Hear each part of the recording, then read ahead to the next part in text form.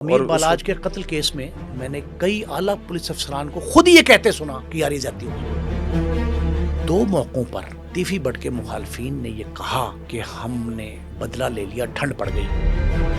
Javed but کو جب قتل کیا گیا نا، ان کی اہلیہ وہ ساتھ تھیں، انہوں نے یہ کہا تھا کہ موقع پہ فائر کرنے والوں میں امیر فتح شامل۔ جے آئی ٹی نے معاملہ بیلنس کرنے کے لیے کہ اس کے گھر پہ، اس کے ڈیرے پہ، اس کے اڈے پہ ریڈ بھی کیا جائے اور اس کو مورد الزام بھی ٹھہرایا جائے۔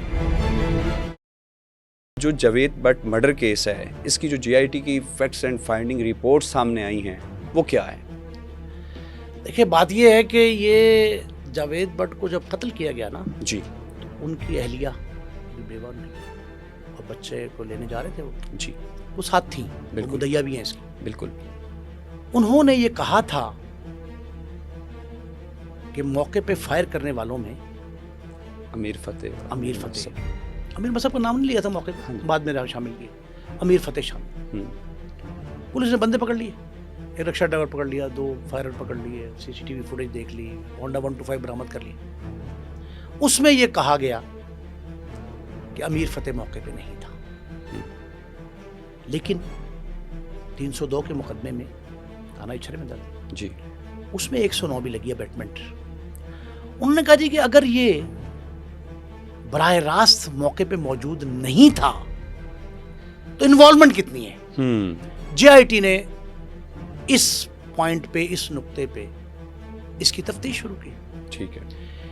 اس سے پہلے یہ جے آئی ٹی جو ہے، یہ امیر بالاج کے قتل میں دفعہ 109 کا ملزم گوگی بٹ کو قرار دے چکی تھی، بالکل، جس میں گوگی بٹ نے یہ موقف اختیار کیا، اپنی نیوز کانفرنس کی، ایسی ہے، بالکل موقف اختیار کیا تھا کہ جی مجھے جو ہے وہ جے آئی ٹی نے میاں شفقت سے بحث ہوئی اور وہ ہمارے پرانے مخالف، اور ان کے چھوٹے بھائی نے باقاعدہ طور پر آ کر پریس کانفرنس کی تاجروں کے ساتھ اکٹھے ہو کے، لاہور پریس کلب میں بھی، ہاں وہ بھی، ہاں ان کے خواجہ رحیل وغیرہ بھی، خواجہ رحیل وغیرہ۔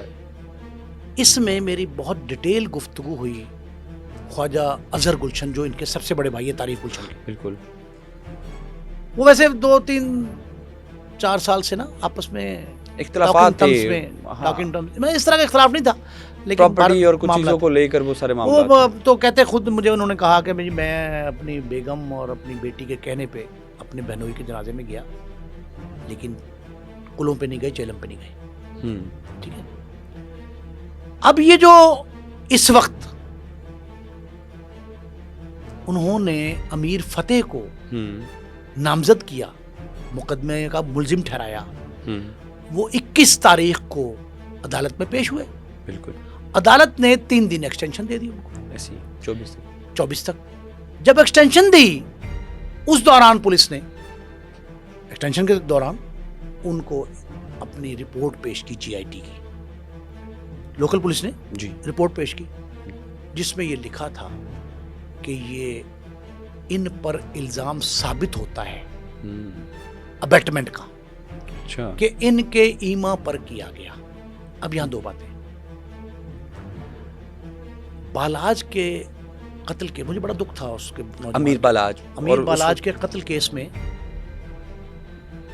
گوگی بٹ، خواجہ عقیل احمد جو پھوپھیزاد بھائی ہیں خواجہ طارق اظہر گلشن کے، بالکل، ان کو جو نامزد کیا گیا تھا، میں بالکل حقائق کی روشنی میں کہہ رہا ہوں، اس سے پہلے ایک ڈی آئی جی اور ایک ایس ایس پی جی یہ کہہ چکے ہیں کہ گوگی بٹ کا کوئی تعلق نہیں تھا امیر بالاج کیس سے، نہ اعانت جرم کے ملزم تھے، اور اس وقت کیا سرائیاں یہی چل رہی تھی کہ شاید انہوں نے گرین چٹ دی ہوئی ہے کہ آپ یہاں پر گھومے پھریں، ہم آپ کو تنگ نہیں کریں گے کیونکہ آپ اس معاملے سے دور ہیں، لیکن ان کو بھی گناہ گار لکھ دیا گیا تھا۔ یہ بعد میں لکھ دیا گیا نا؟ ہاں، لکھ دیا نہیں، 2 دفعہ، پہلے گناہ گار لکھا تیفی بٹ کے مقابلے سے پہلے، اور پھر ایک بعد میں دوسرے مقدمے میں چھڑوانے جو آئے ہیں ساتھ، جی 2 دفعہ، لیکن پہلے مقدمے جو گناہ گار لکھا گیا تھا نا، اس گناہ گار کے بعد میں نے کئی اعلیٰ پولیس افسران کو خود ہی یہ کہتے سنا کہ یار یہ زیادتی ہوگی گوگی بٹ کے ساتھ۔ ہاں زیادتی ہو، کئی انہوں نے کہا مجھے کہ میں نے کہا آپ قسمن حلفن کہہ رہے ہیں،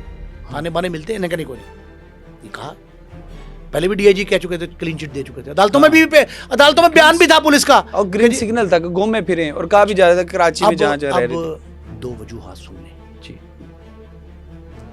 حمزہ جاوید بٹ بیٹے ہیں مقتول ذوالفقار بٹ کے، جو بہنوئی تھے خواجہ طارق گلشن کے.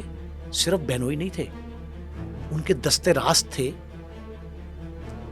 تجارت میں. جتنے کاروباری ڈیلنگز کے جتنے مواقع میں نے دیکھے ان کے، سب میں فرنٹ مین کون تھا؟ جاوید بٹ.